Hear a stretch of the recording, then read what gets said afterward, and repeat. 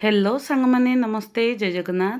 आज मु आपण सहित गोटे क्विक आ वेट लॉस रेसिपी शेयर करुछि।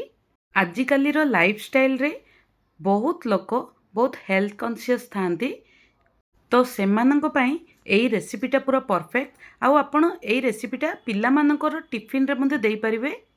जदि एई रेसिपीटा आपण मानकु भल लागे ताहले प्लीज मो चैनल को सब्सक्राइब करि नियंतु। नमस्कार, मो स्मृति आपण मानकु स्वागत करुछि आ ओडिया रेसिपी चैनल को। प्रथमे आमे एई रेसिपी पई गोटे बेटर बनै नबा।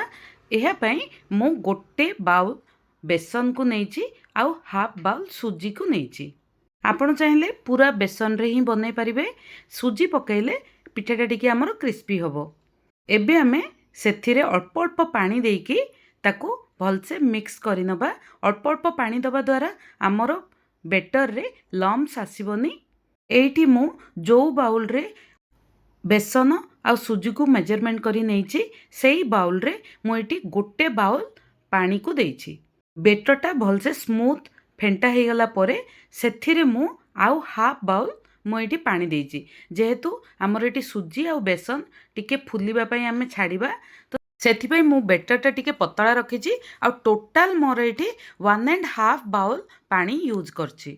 ए आमे सेई बेटर रे स्वाद अनुसार लूण को देई दबा आउ 1/4 स्पून जुआनी देई दबा। तापरे गोटे पिंच हळदी गुंड देई दबा। एई सब को भलसे मिक्स करि नबा।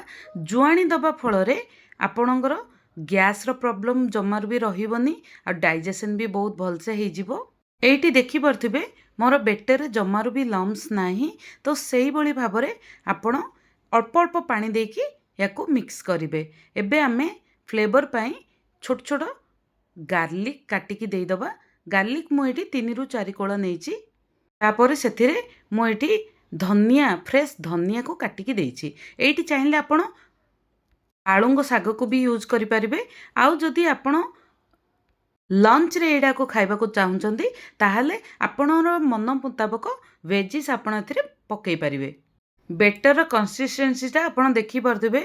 मु 10 मिनिट ताकू रेस्ट करला परे एई भली भाबरे मोर बेटर कंसिस्टेंसीटा आसी जाइछि।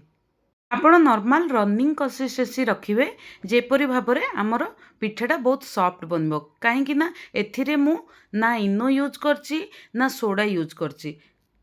एबे आमे गोटे तावारे किछि तेल हो बा घिओ हो टिके ग्रीस करि नबा। एबे तावारे आमे बेटर को पोर कर नबा।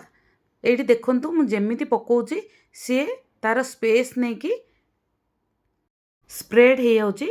आपण सेति पई रनिंग कंसिस्टेंसी ही रखिबे। एबे आमे गोटे साइड ताको हबा को छाडी दबा। आपण चाहिले कवर भी करि परिबे। ऊपरे टिके ऑयल स्प्रिंकल कर नबा। गोटे साइड हे गला परे आमे ताको ओल्टे की आरो साइडटा मध्ये आमे ताको सिझेई नबा।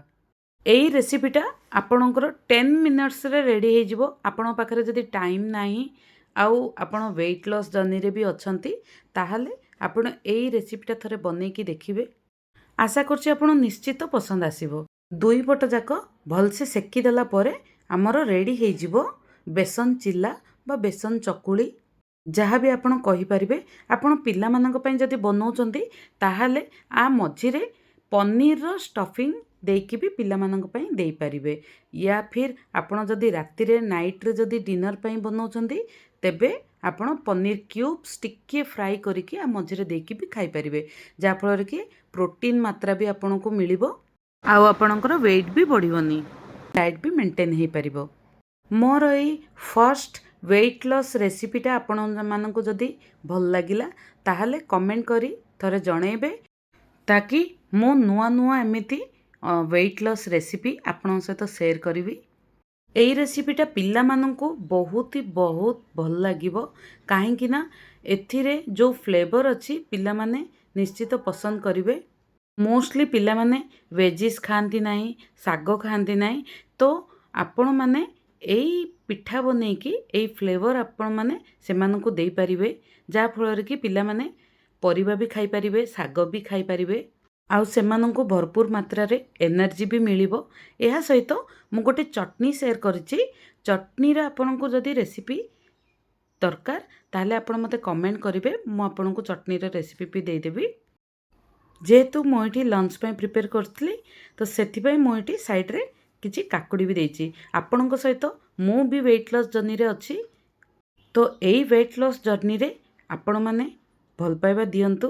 ମୁଁ ଏଇଭଳି ଭାବରେ ବହୁତ ଭଲ ଭଲ ରେସିପି ଆପଣଙ୍କ ସହିତ ସେୟାର କରିବି, ଯାହାକୁ ଆପଣ ଖୁବ୍ କମ୍ ସମୟରେ ବନେଇ ପାରିବେ। ଭିଡ଼ିଓଟି ଯଦି ଭଲ ଲାଗିଲା ତାହେଲେ ସାଙ୍ଗମାନଙ୍କ ସହିତ ଲାଇକ୍ ସେୟାର କରିବାକୁ ଜମାରୁ ବି ଭୁଲିବେନି। ପୁଣି ଥରେ ନେକ୍ସଟ ଭିଡ଼ିଓରେ ଦେଖାହେବା। ରହିଲି। ଜୟ ଜଗନ୍ନାଥ।